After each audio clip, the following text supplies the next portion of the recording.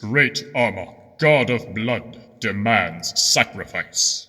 Many have come in search of glory, but only a chosen few may enter the arena. For those that remain, there is only victory or death. Let the battle begin!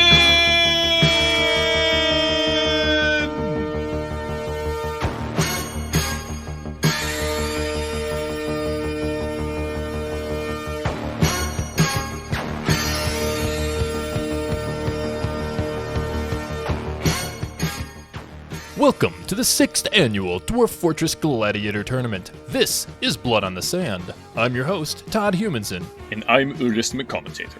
And this year we've got an amazing lineup to cover.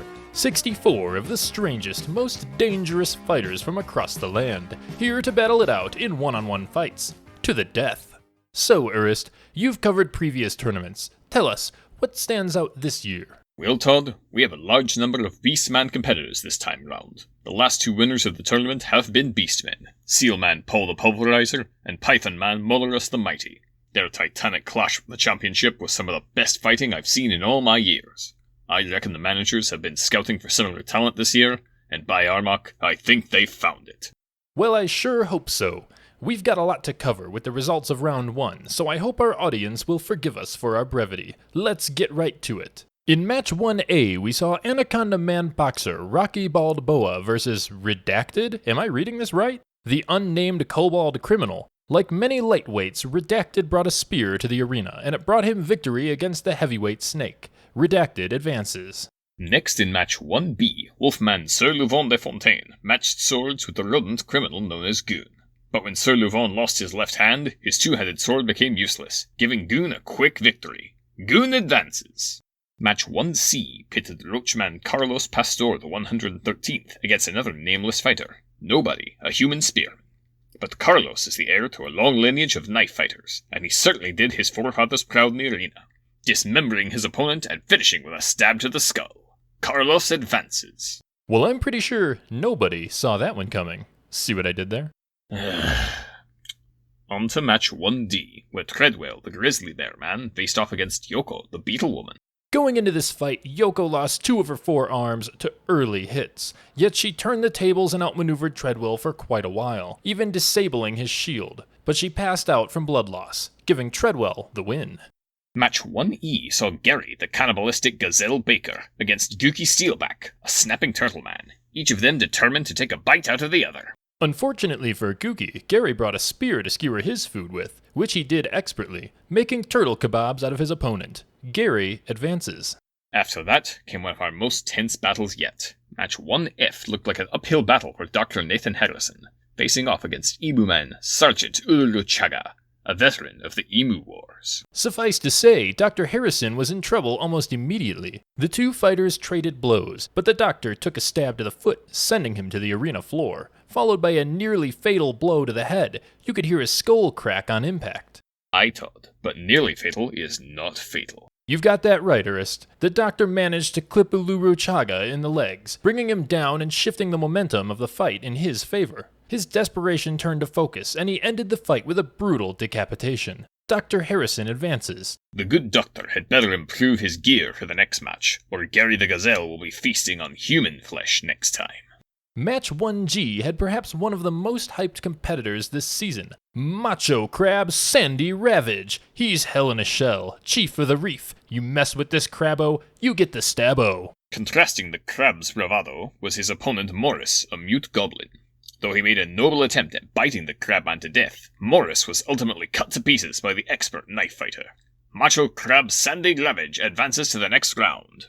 Match 1H saw the Monitor Lizard Woman Cute Spellin against Plip Hemmet, the Plump Helmet Man. Now remind me, plump helmets are a type of mushroom, correct? That's right, Todd.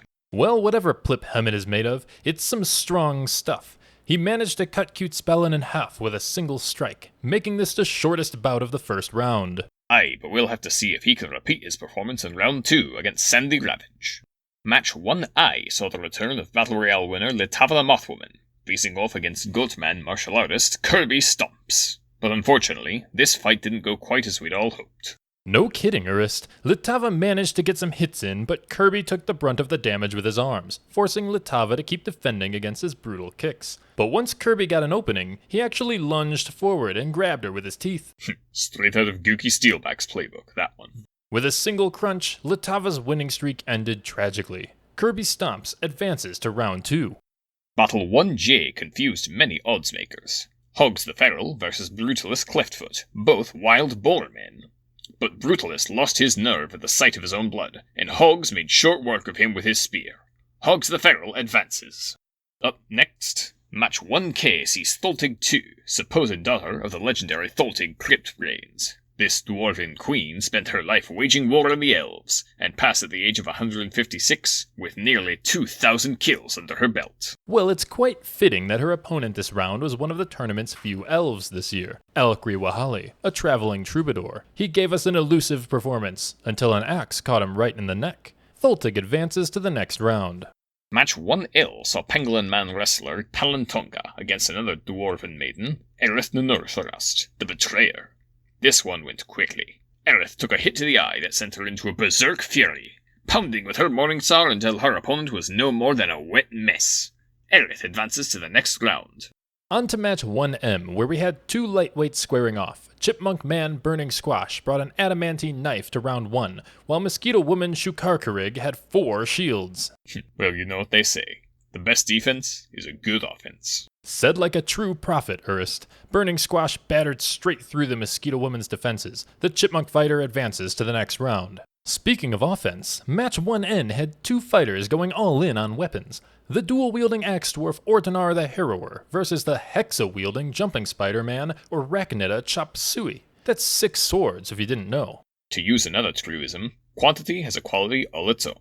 But sadly, Arachneta's expensive arsenal cost him dearly, as Ortanar chopped off nearly all his limbs before finishing with a brutal bisection. Ortanar the Harrower advances to the next round.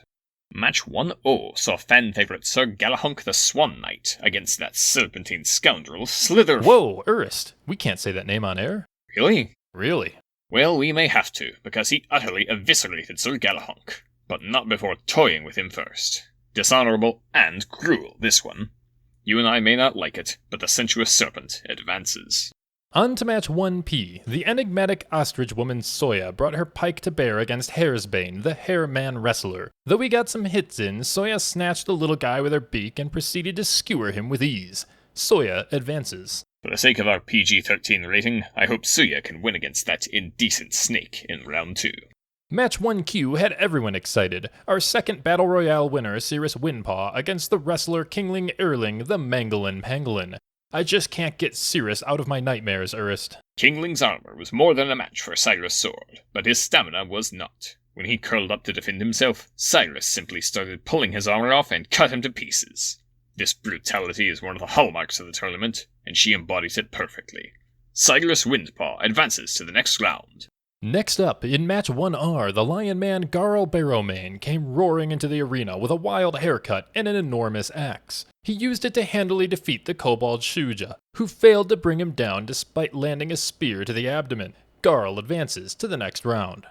Moving to match 1S, underdog Ulm the Ulm Man faced off against Elven Sword Maiden Evola Silverthorn. Unfortunately, the cute little cave dweller didn't last long before being beheaded. Sorry, little guy. Evola advances. Match 1T brought us some class warfare, as Terry, a honey badgerman farmer, fought against Arthur, self-proclaimed king of the humans. Well, if he's the king, I sure didn't vote for him. But he certainly defended his title by chopping off Terry's arm and leg, which the badger insisted was only a scratch. It seems this peasant revolt ended before it began. Arthur advances. I think Arthur will find a much more even match against Zavala in round 2.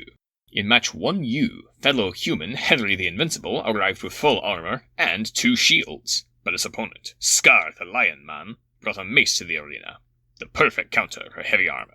Henry endured a barrage of blows until his defense slipped, leaving his head open to a single crushing blow.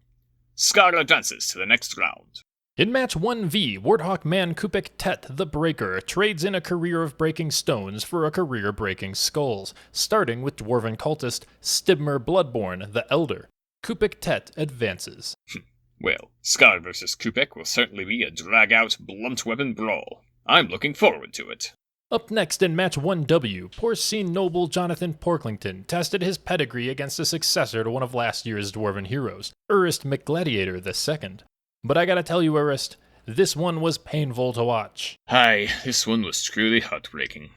Though McGladiator had a good showing initially, Porklington dashed the hopes of many dwarves when he severed his foe's weapon arm, followed shortly after by his head. Porklington advances. That's just how it goes in the arena. On to match 1X, where fellow noble Duke Grubagosh the Worm Man brought nothing but fisticuffs against his spear-wielding opponent, Phalanx, the Ant-Woman. To everyone's surprise, he disarmed her with an early strike and proceeded to pummel her into a fine paste. Grubagosh has a unique strategy with his adamantine gauntlets, but I feel the next round favors Porklington's blade. Moving on, match 1Y had an unarmed contender with some real teeth. Pawnan the Punarian, a mighty lion who came to crush his enemies and see them driven before him. Pawnan's opponent was none other than the fan-favorite Thob the Tiltoth, the Pangolin woman librarian. But for Pawnan, she was a heartbreaker, literally. A single devastating blow put a huge dent in Pawnan's chest, and after a few more moments of fighting, he collapsed from apparent internal bleeding. Thob the Tiltoth advances. In match 1Z, meanwhile, the Ocelot Spearman Kisa did society a favor by executing Keycrossed Bone Butcher, a deranged dwarven prisoner convicted of crimes too numerous to list here. It took Kisa far too long to break through Keycrost's skull once she had him on the ground. If she has any hope of defeating Thob next round, she'll need to improve her arsenal. We're approaching the end of the bracket here. Match 1AA had fans excited for the Battle of the Bears, as Polar Bear Man Borm of the South squared off against Panda Bear Man Jake Scott, the Shadow's Edge. Jake claimed to be a 20th level samurai wizard, which seems to be a reference to the children's game Wizards and Warlocks. Sadly, the arena is no game. Borm came to win, and by Armok he did. The fighters ended up tussling on the ground, but once Jake lost his sword hand, it was all over. Borm advances. Next in 1BB, Cougar Woman Miss Robinson brought her little red dress and a full-size spear to the arena, but her opponent, the unsettling All Smiles the Goat Man, bested her with superior stamina and a vicious bite to the leg. All Smiles advances. Borm and All Smiles should be a proper heavyweight matchup. I think it'll be a good even fight for them in round 2. Next in match 1CC, disgruntled furniture salesman, the Key Man, faced off with a much larger opponent, Shagrug, the Troll. Say, Urist, Shagrug sounds like a dwarven name. What does it translate to? It means fuzzy carpet. Huh. Well, today I learned something. In any case, our retail hero gave this rug a good beating, wearing him down with hit-and-run attacks before delivering a fatal blow to the skull. In a stunning upset, the Kia advances. Match 1DD was almost an even fight, as Grizzly Bear Man wrestler Leg O'Beef the Glazed faced off against Aldo Leapers the Leopard Seal Man. In a truly irregular call, the judges declared this match a knockout victory after the Seal Man survived 5 solid minutes of beating. Aldo may be leaving the arena alive, but Leg O'Beef advances. The Kia Man will be the one to watch next round. Will he be stocking the shelves with a new bearskin rug, or will there be a bloody cleanup on aisle 5? In our penultimate match, 1EE, Dwarf Aaron Ironlung faced the Ant Princess Enicta. This Queen Ant Woman was nearly half the size of a Minotaur. But as we've seen before, size isn't everything. After a tense back and forth, Aaron charged in to close the distance, opening up a chance to bash the Royal's head in with his hammer. Aaron Ironlung advances. And finally, match 1F had former slave Ironhorn the Minotaur versus Sailor Jojo Jagna, the Mandrill Man. Jojo came in swinging, but the combination of Ironhorn's added height and a long pike meant he never got close enough to get a decisive hit. After some nasty work with his pike, Ironhorn advances. We'll see if Aaron Ironlung can take down another heavyweight in round 2, but I must say, Todd, something seems odd about that dwarf. Well, we're coming up on the end of our program. I, for one, can't wait to see how the next round pans out. This year's lineup was as diverse as ever, and I'm sure the fans are excited as I am to see these competitors back in the ring. What about you, Urist? For every fighter slain, another rises to higher echelons of prowess. But in the end, only one will be Armok's champion. To those who have fallen, and those about to die, we salute you. And that's all the time we have. When we return, we'll have in-depth analysis of the 16 winners of the second round, next week on Blood on the Sand.